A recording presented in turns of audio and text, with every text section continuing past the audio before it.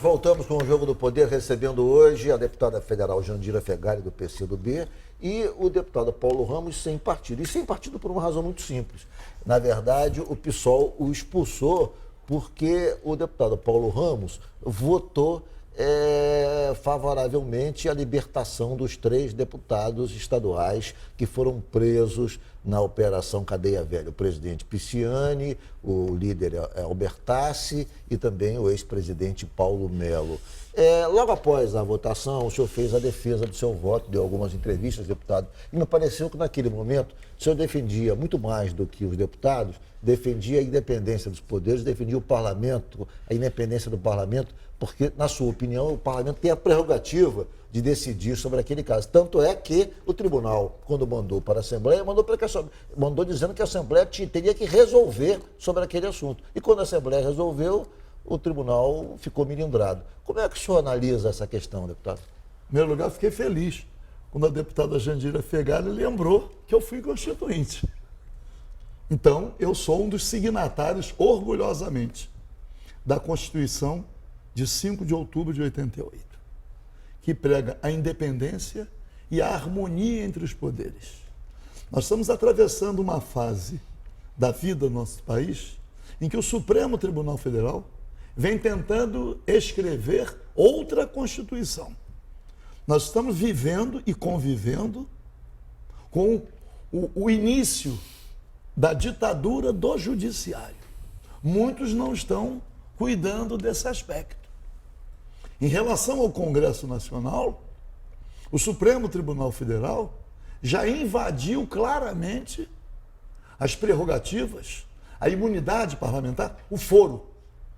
Quando prendeu, quando afastou o senador Delcídio Amaral, o Senado capitulou. Mas o deputado Eduardo Cunha, por exemplo, presidiu a Câmara dos Deputados até o impeachment e só foi preso depois que foi cassado. Aqui está na Constituição, para o deputado federal, para o senador e para o deputado estadual.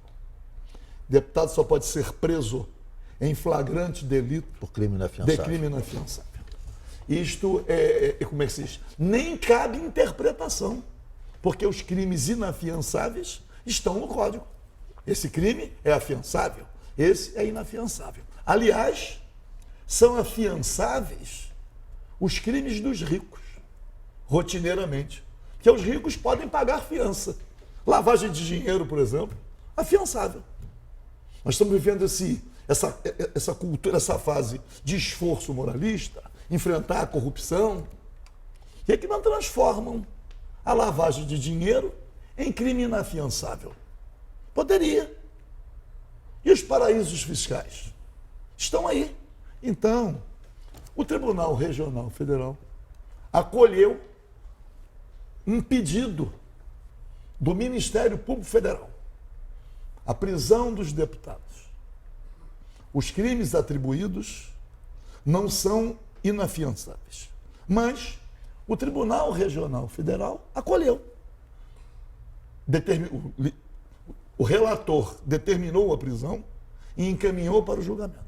Ao determinar a prisão, os deputados se apresentaram presos, cumprindo a decisão judicial, mesmo sendo inconstitucional, mesmo não correspondendo ao dispositivo legal. E o Tribunal Regional Federal, depois da prisão e depois de decidir, encaminhou à Assembleia Legislativa, diz lá claramente, para resolver sobre a prisão conforme artigo XX da Constituição. Quando a Assembleia resolveu, o tribunal ficou milindrado, mas talvez porque a Assembleia tenha mandado diretamente o alvará de soltura para o presídio e não comunicou primeiramente ao tribunal. Esse foi uma espécie de pretexto. Sim. Porque também não era o primeiro caso, não só aqui no Rio de Janeiro, como também no país. O caso do Zé Nader, o caso do Outros casos encaminhou direto ao... Mas mesmo que tivesse errado, não foi um erro, corrigiria. Mas a grande questão, se alguém teve a oportunidade de ver ao vivo o posicionamento dos desembargadores do Tribunal Regional Federal, a maior irritação, a revolta, um chegou a dizer aos gritos, tem que ter intervenção no Rio de Janeiro. Eu não sei de qual intervenção ele falava. Era intervenção no Poder Executivo, que nós estamos tratando de Poder Legislativo. Eu cheguei a dizer que venham aqui, exercer nossos mandatos. Porque não havia razão, se existia independência e harmonia Paulo, entre os poderes.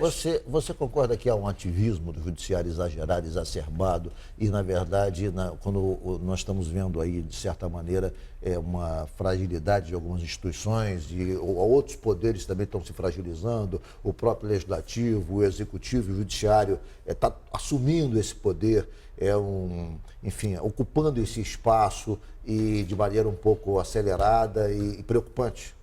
Basta assistir às sessões do Supremo Tribunal Federal. É um certo quando os ministros se desentendem, olha aí, eu me lembro um bate-boca entre o ministro Gilmar Mendes e o Joaquim Barbosa como presidente do Supremo. O ministro Joaquim Barbosa disse claramente: eu não tenho medo dos seus capangas lá de Mato Grosso. E agora, ultimamente, o Luiz Roberto Barroso, num enfrentamento com o ministro Gilmar Mendes, trocaram acusações que deveriam merecer alguns cuidados do Conselho Nacional de Justiça. De qualquer forma, o Supremo Tribunal Federal vem tentando elaborar uma outra Constituição. É sobre isso que eu queria ouvir a deputada Jandira Fegali. Essa semana o Supremo votou e só não foi sacramentada a decisão porque o ministro pediu vistas do processo, fim do foro privilegiado. Quer dizer, me parece mais uma iniciativa na linha do que o Paulo Ramos está dizendo. O Supremo está ocupando espaço, está avançando e o Congresso não faz e não decide essa e outras questões. E em contrapartida a isso, o Supremo começa a avançar e ocupar espaço de maneira acelerada. Como é que a senhora vê essa questão do foro e essa questão do comportamento do judiciário? Nós não estamos vivendo um Estado democrático de direito. Nós não estamos vivendo mais isso. Acho que há hoje uma grande confusão na relação entre os poderes e isso é muito preocupante de fato. A própria perseguição ao presidente Lula, na minha opinião, é algo muito grave. Sim. Ninguém pode ser condenado sem provas. Sim. E você não pode transformar o ativismo, quer dizer, a justiça, o Ministério Público, em um ativismo político. Isso é muito preocupante. Agora, existe também um outro lado... Quando a gente vê os procuradores se reunirem e dizerem que 2018 é a batalha final sobre você não o pode combate à corrupção... transformar uma instituição respeitável, que é o Ministério Público, vendo que é o ali Judiciário... um ativismo político do Ministério Público. Você não pode transformar uma instituição respeitável, que é o Ministério Público e o Poder Judiciário, e mesmo Legislativo, em algo de um ativismo político. Isso não pode, isso é dramático para a democracia, para o Estado democrático. Agora, existe também uma coisa que vai me incomodando muito, que é a falta de altivez e dignidade do próprio parlamento. Claro. Por exemplo, Aécio Neves. Vamos pegar aqui um dado para ser muito concreto. Você tem provas robustas. Como foi a denúncia do Michel Temer? Provas robustas. Não se toma uma iniciativa, fica esperando quem fazer?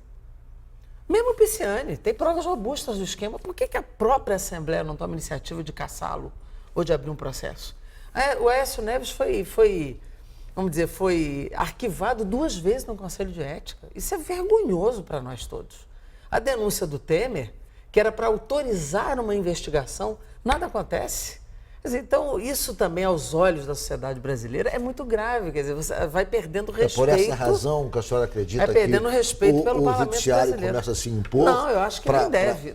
Digamos, passar para a sociedade deve, a mensagem não de que, acho bom, que deve já que todos estão claudicantes, eu vou aqui me colocar como redentor do país. Também acho que não deve, que aí é uma hipertrofia, também acho que não deve se impor, mas a sociedade tem que pensar que parlamento ela quer eleger em 2018. Quer dizer, qual é a representação que a sociedade precisa ter.